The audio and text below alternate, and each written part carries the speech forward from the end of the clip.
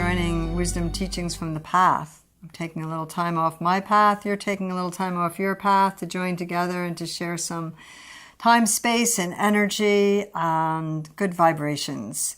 Today we're going to talk a little bit about warping time. So I think it's important to understand that a lot of times in our life we can tend to make ourselves victims. We can tend to be victims of the other person, victims of our society, victims of our parents, victims of our spouse. You know, we didn't get this done, or we didn't accomplish that, or this happened because of something outside of us.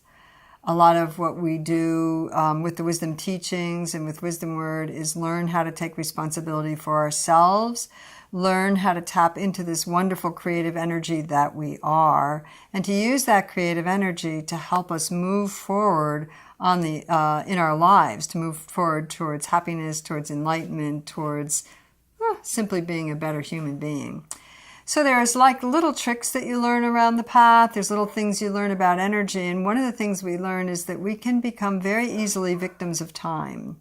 I didn't get to do my meditation today because I didn't have time. I didn't get to make that connection with my friend and sit down and write that letter because I didn't have time. There was no time for me to have a yoga practice. There was no time for me to sit, to meditate, to tune in. No time to take a walk and be in nature. No time to play with my dog. No time to sit down and read my son or daughter a book or a story. No time to go out and teach my son how to fish or ride a bicycle. No time to enjoy life. I have to make money. I have to go to work. I have to pay the bills. I have to get this done before 5 o'clock. So we make ourselves victims of time. Now, time is a concept.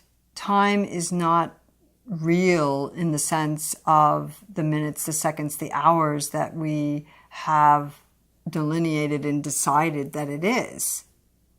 Time is more fluid. Time is more feminine in the way it flows. We have a 13 kind of moon lunar year, and then we have this Gregorian calendar that tells us that there's only 12 full moons in a year and 12 months and so many days in a year. So we have to have a 1/4 day in our year. And so we have to have a leap year in February to make up for that quarter day. So I think what's important is to realize time was invented. So let's talk about warping time. You can go into a time warp, and I think that happens to all of us. You know, do you ever have that time when you're daydreaming and you just simply forget where you are, and next thing you know, it's like, oh my gosh, look at the time. Where was I? Where did I go? We went somewhere else where there wasn't that kind of time. When you're in the car and you're driving, you're listening to music, the radio's on, and you're kind of getting in this space, and all of a sudden you hear the guy on the radio mentioning a song, and you realize, I didn't hear that song.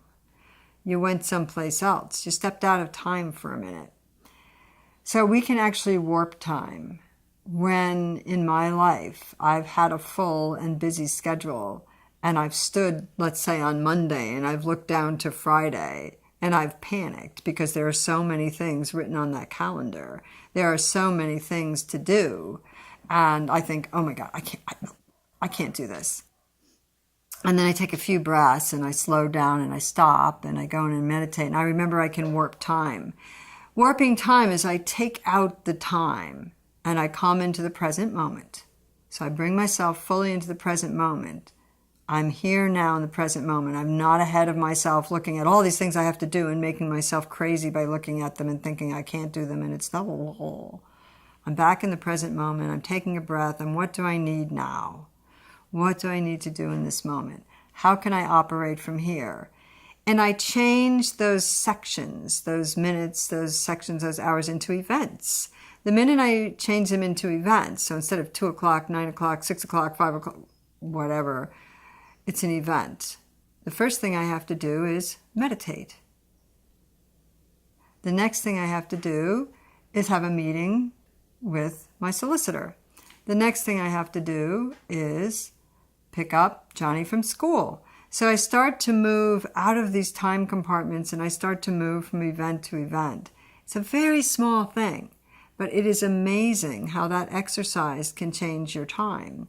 We call that warping time. It gives you an opportunity not to be a victim of time and to fit in what you need.